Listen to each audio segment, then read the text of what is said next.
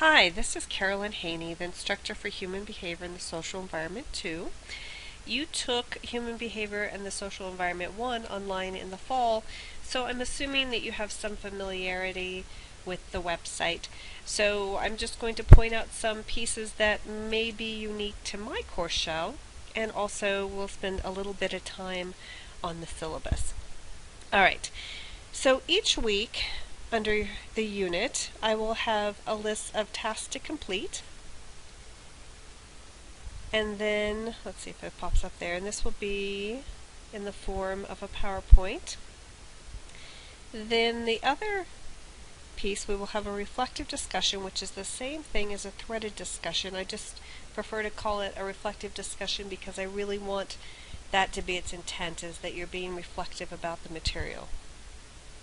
And then there will be lectures, probably not a lot of video lectures just because YouTube does limit me to 10 minutes and that doesn't give us a lot of time to really talk about the material. So I'll probably do podcasts that will then go along with PowerPoint slides, and so you'll have to match those two pieces up and I'll be clear about when to go to the next slide. Alright, so here we have the syllabus, and then I have the course set schedule separate because for whatever reason it wouldn't let me paste it in after I completed it as a separate document. So it's there just below the syllabus. And then there is also an overview that is a PowerPoint slide that gives you some information if you want to refer back to it without listening to this video. And so if you look on this, there will be text below, and you can just get that text. If you can't see it, you can adjust your screen like this, and you can scroll up and down here. So that's how you can see that information that is below the actual slide.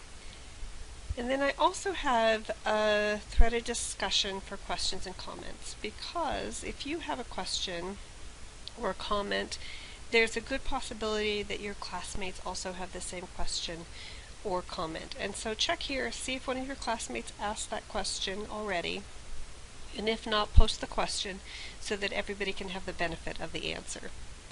Alright, let's look at the course syllabus.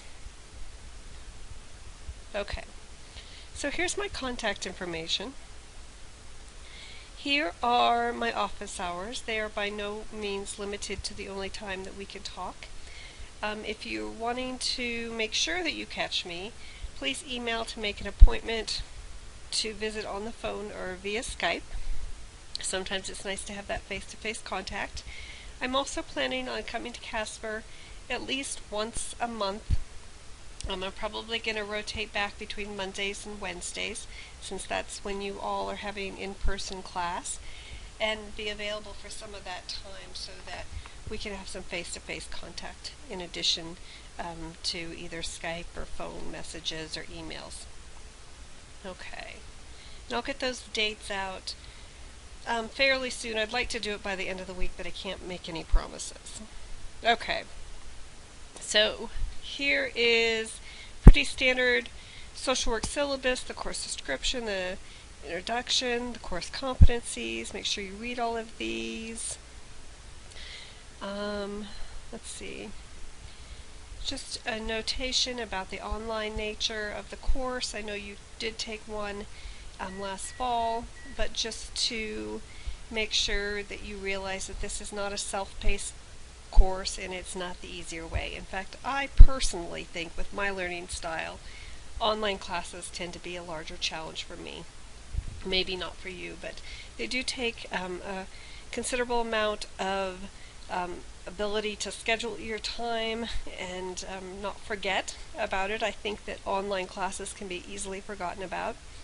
So I recommend that you schedule time each week in your calendar as if you're going to a real class.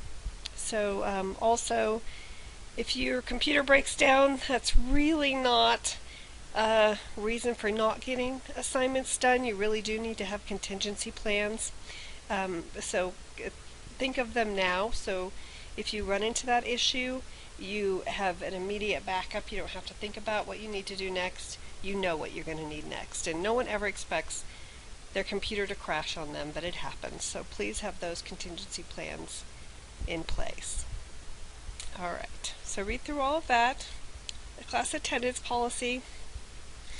Because we're not meeting in real time, then you participate via the eCompanion virtual classroom. So I've already talked about this time frame. University excused absences are the same as if you were going to class. It's just that when you're sick, it might just mean that you move it to another day. And so think about those sorts of things.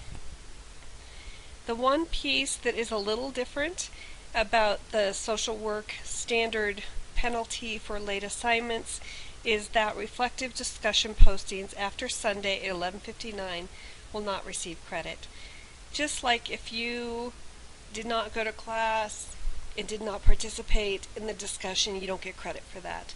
So if you post them after the week is done, which is Sunday at 11:59, you're not going to receive credit for that. So look through all this other information. It's a good idea to review it. Joanne had the Alfred Librano, I always say that wrong, book in her class. That's the UW Common Reading Project, and we decided that it was a better fit for this course. So you should have already bought the book for her class, but now you'll use it for my class. And the book, Shriver, is the same one you used last semester. Hopefully that saved you a bit of money. And then here we have the assignments that I know everybody's always eager about. There's one exam around mid-semester. There is several learning labs. There's journal entries. And then there's the final literature review, reflective discussion, and then the UW Casper College Common Reading Project. And the information and details for those are here below. So you see the reflective discussion has criteria on how you earn points. I do have this criteria for between 250 and 300 words. This is to help you think deeply about the material. Sometimes I think that people can offer a rather flippant response or just throw something up on the thread of discussion without really thinking about it. So the 250 to 300 words is to really ask you to think deeply about the material. If you're at 150 and you're like, I think I've said everything that I need to say, then you need to think, what am I missing? Okay, so go back to the book, go back to your resources, and think about what you're missing that you could include. So it really is to challenge you in your thinking process. And I'm not going to be real uptight about this. So say you have 245 words and you meet all of this additional criteria. I'm not going to dock you on that as long as it's not consistent. I really do want you to push to that 250 to 300 words, but I'm not going to, like I said, be real super uptight about it. Alright. There's journal entries. There are two different types of journal entries. There's the current news journal entry, and then there's the lit review journal entry. So here's the criteria for the news journal assignment, and then for the lit review assignment. And I have the dates here and also here, and in addition they are on your calendar right here on the course schedule. So those will be posted in the journal document in eCompanion, and you should clearly identify them. This is something that if you want to get it done early, you see 2 articles in a week, you want to do both of them, that is perfectly fine. Just note that I will not grade them until the due date occurs, so you just need to be aware of that I'm not going to be getting in there and grading that information earlier, that I'll wait for that due date. Alright. Then we're going to have several learning labs. Sometimes these will take place over the course of 2 weeks.